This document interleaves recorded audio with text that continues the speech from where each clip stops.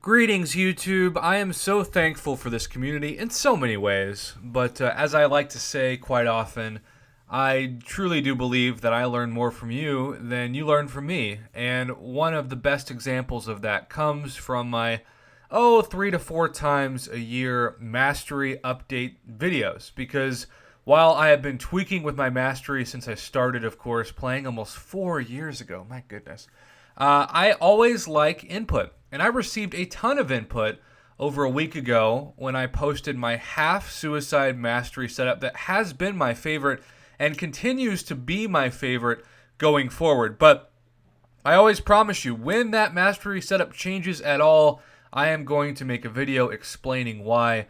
And today is no exception because I am somebody that loves this small tweak to my previous mastery setup, which has also boosted the PI of each of my champs an additional 50 points. So let's take a look at where they stand now in terms of overall rating. You can see Ghost Rider 565. Love this guy, sitting as my best champion overall. And keep in mind, to me, the impressive thing about that, I have 0 points in Mystic Dispersion. Ghost Rider does not need any points in Mystic Dispersion to be my top rated champion.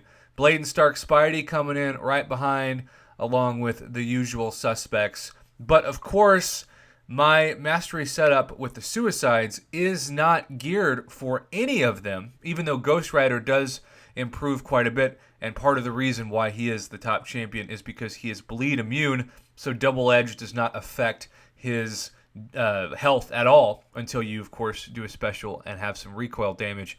But it's because of this guy. 6-star Corvus is as good as you would think 6-star Corvus is. And even Unawakened is still unbelievable. I love that I don't need him awakened, maybe ever, to be the true king of kings that he is in Marvel Contest of Champions. But at the same time, that also keeps me from wanting to have a full suicide mastery setup because Corvus heals like Dr. Voodoo heals at the beginning of each fight, with the bleed intact because of those built-in glaive charges. And that has saved me so many units, so many potions, so many revives, and I love that. On top of that, the Double Edge has not really affected Domino much, and of course the bleed can actually convert into a Fury with Ghost. So I have really no incentive to tweak this mastery setup at all until I hunt my white whale, Mr. Omega Red, because I am fully aware that Omega Red really benefits from full maxed out suicides. But until then, I'm excited to show you the tweak of my mastery setup, and before I show you the new and improved offense, I just want to remind you my proficiencies, which I still want to call utilities because I really don't know why they changed the word. It's not like proficiencies is easier to say than utilities. In fact, it might be actually harder. Very minimal. The only two maxed of this are Stupefy and Parry. I parry as much as anybody in this game. That is my go-to at the beginning of every single fight, unless, of course, the defender is stun immune. But even then, I hold block to bait a heavy and then counter with either a heavy of my own or a 5-hit combo. But like I said, no Mystic Dispersion. I do not believe for my current setup, I am not using a rank 2 6-star Symbiote Supreme, for example. I do not believe that it's worth it to have anything in this, especially because you need 11 points in utility. Gotta love how it still says utility in the description, even though the name has been changed. Defense is also where some people strongly disagree with this setup. Keep in mind, this is the best setup for me because I have 3 goals.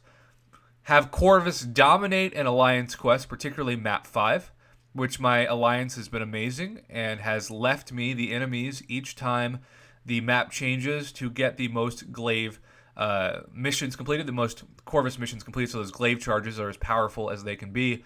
And then on top of that, I grind the arena because I have no soul at this point every single day. And even though I do enjoy grinding the arena because I am an idiot, I still love the fact that I can do less fights to get maximum points. And of course, the higher rated your champions are, the more points you'll get in the arena.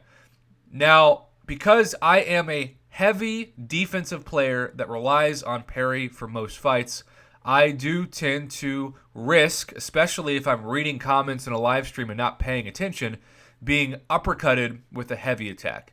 And because of this, I really like having 2 points in stand your ground. That also gives me a decent amount of PI increased for the arena. The only thing that I've got in this setup that doesn't give me a nice PI boost but is still well worth it is the 4 out of 4 in block proficiency, but I very much am going to keep that as is.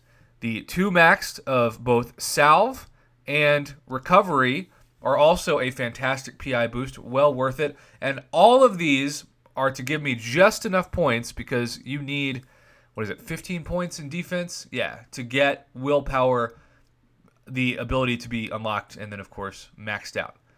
Willpower saved me so many times in Act 6. And I am a huge believer, especially if you're pushing for Cavalier status, that you have willpower unlocked. Trust me, you'll be thankful you've got it. Now, let's go to the offensive change. Why this video? What change did I make? Well, you see, in my previous version of my mastery setup, I did not have a single point in courage because I just really wasn't sure if it was still broken or how useful it would be. And because summoners are so amazing, I got sent actual videos of courage before and after, and it was shown to me in as clear terms as possible that this mastery setup is still incredibly important. Not only that, but I noticed, and I kind of experimented by taking Assassin from 3 out of 5 to 2 out of 5, that I still was able to use that 18% health and below to my advantage to take down, say, Day 5 Scarlet Witch mini-boss in the latest rendition of Map 5 Alliance Quest, at least at the time of recording this. If you're watching this weeks or months later, you've probably seen this out for a while, but at the time of recording this, we've only seen Scarlet Witch as a Map 5 mini-boss once. And on top of that, Assassin, while being okay for PI, doesn't do the same kind of increase in your overall champ's rating as 1 point in courage does. So Assassin didn't really suffer, and it hurts me to say that because I spent a lot of units maxing out both Deep Wounds and Assassin, and so to be content with only having 3 out of 5 in Deep Wounds and 2 out of 5 in Assassin means I wasted a lot of units for this current setup, but at the same time it also means that I did the research needed to not have you waste units if you want to mirror this setup, if you love to mostly do Alliance Quest and the arena. Keep in mind, why am I so happy with that half suicide maxed out double edge mastery? Because I don't run Alliance War, and that is a very, very small percentage of alliances. So if you want a Alliance War focused mastery setup, this is probably going to be the worst setup for you. I do not try to pretend that mastery setups are an end-all be-all for everybody. This is just what works for me, and I know quite a few people contact me and say, Prof, can you send me your mastery setup? Because I too am an arena grinder, and I'm at level 60, and yet my champions are way lower rated than yours, and so this is partially why I do this for those arena grinders who, like me, have no soul. So, besides that, Precision, 5 out of 5, and Cruelty, 5 out of 5. I think pretty much universally, that's just a no-brainer. You should do that, and you should spend the units to unlock that if need be. Trust me, it's worth it. You will not regret it. Now, one of the things that I have kept in place because of willpower is maxed out Despair, even though out of all the champions I've taken to max rank, even though he's SIG 200, I still am not sure if I had a magic, never to be seen again rank down ticket to take a 5-star from rank 5 to rank 4. I'm pretty sure I'd use it on Void, because even though his health increased a decent amount, the damage that was put on over time from his best, regen to degen, or just the degen in general, did not shoot up that much from rank 4 to rank 5.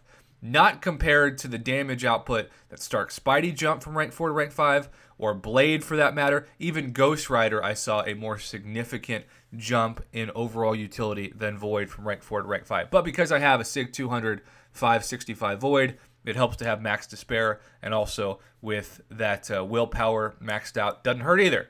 I will say, if you don't have the units, and if you're somebody who's kind of started out, or you're just starting to look at the quote-unquote suicide mastery tree of this top right of offense, the best thing you can do, besides learning, of course, to just parry more and be defensive so you're not taking useless damage, is to max out Glass Cannon.